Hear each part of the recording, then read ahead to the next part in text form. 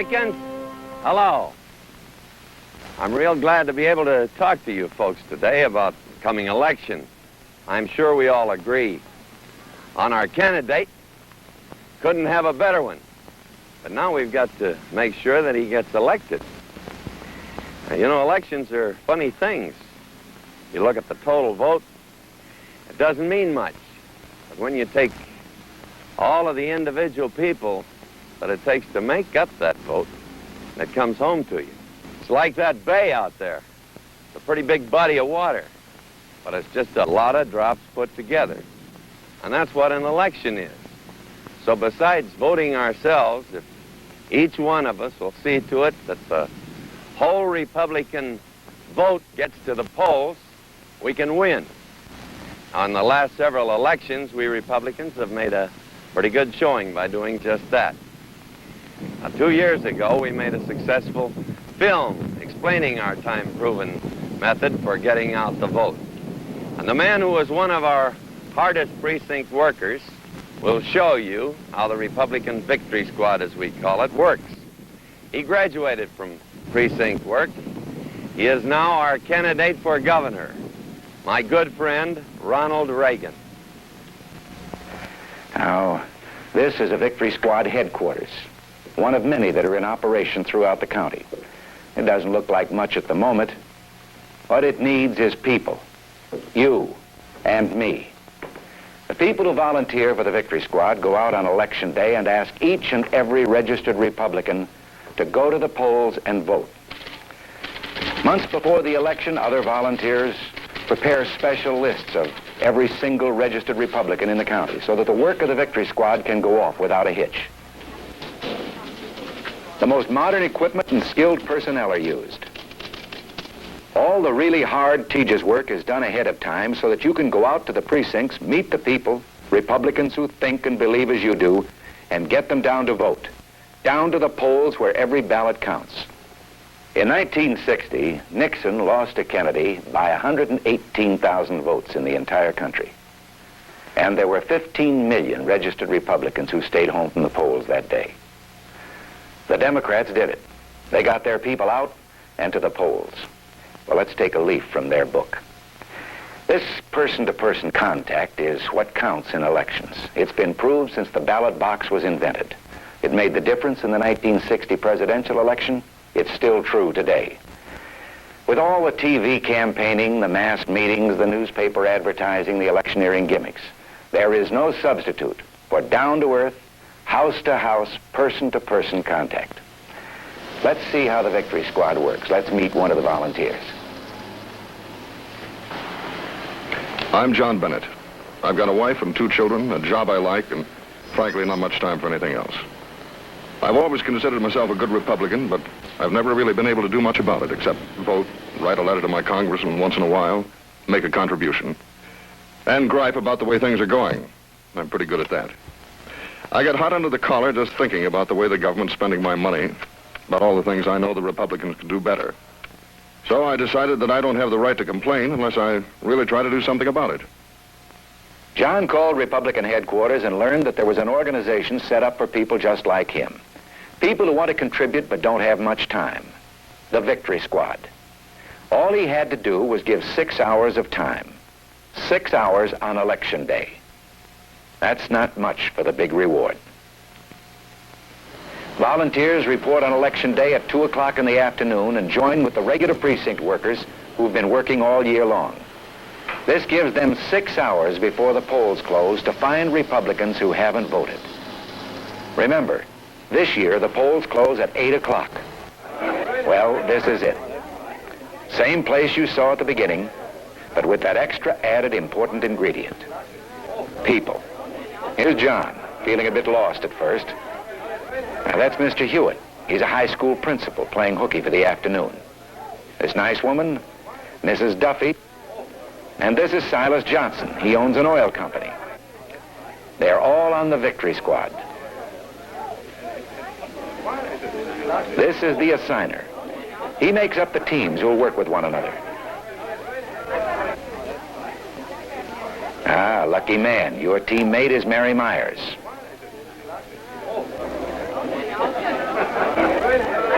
Each team gets to choose which precinct they'd like to work in. Mary has chosen a part of the city she doesn't know well. That's a good idea. That's one of the enjoyable aspects of this job. You get to meet new people in neighborhoods you've never stopped to look at before. These are the victory kits, the basis for the entire operation, and the result of all the automation and preparation you saw before. The names of all the Republicans in a precinct are listed in numerical order of their street addresses, so that a volunteer doesn't search in the precinct for each particular voter by name, but finds him by house number. Now for the briefing. Our instructor explains the job to the teams.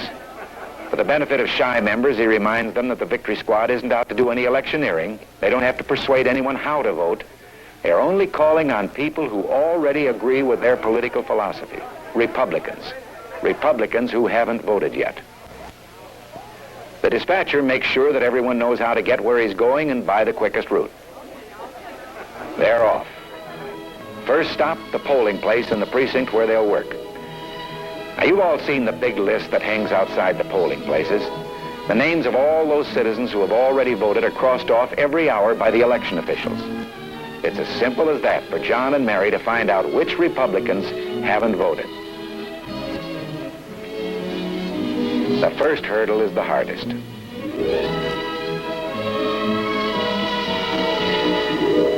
Now, easy as that. This lady's waiting for her husband to take her when he comes home from work. Mary makes a note that she may have to return later to check. John has hit pay dirt on his first try. Here's a young mother who can't get a babysitter for her children. Just the sort of problem the Victory Squad is designed for. John will call headquarters and have a volunteer babysitter sent out within an hour. Now that's a vote the Republicans wouldn't have if it hadn't been for John. How we doing, Ed? I guess you know we can always use more help. I just gave Jim Davis and his wife a big Republican precinct. See you for coffee when the polls close, Jim. Jim's an old hand. He got 2 extra votes in his precinct the last time. When you stop to realize the large number of precincts in our county, well, you can see that 2 extra votes in each precinct could win an election. Here's a man who's telephoned from Republican headquarters. But just a phone call wasn't enough. He figures, what's 1 vote, more or less? Who'll know the difference? Besides, he's got a lot to do. But there's something about meeting this man face to face that makes an apathetic voter get out and down to the polls. There were 15 million voters in the United States like him in the last election. People who, because of inconvenience or indifference, did not vote. When no one answers the bell, they leave doorknob hangers as reminders to vote. It's getting to be a race against the clock.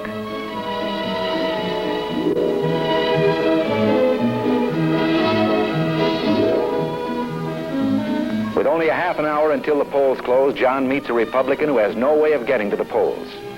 He and Mary do the only thing they can. Take him. This could be a deciding vote.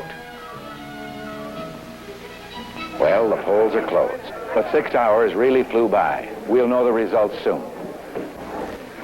There's John and Mary. They have every right to be pleased with themselves. They got 3 extra Republican votes in 1 precinct. Do you know by how little the Democrats won the plurality in 1960? By less than 1 vote a precinct. That's what the Victory Squad is designed to do. Get out that 1 or 2 extra votes that makes the difference. All we need for a Republican victory is a small change, not a large one. Now, I'd like to leave you with these words of Winston Churchill. The destiny of mankind is not decided by material computation. When great causes are on the move in the world, we learn that we're spirits, not animals, and that something is going on in space and time and beyond space and time, which, whether we like it or not, spells duty.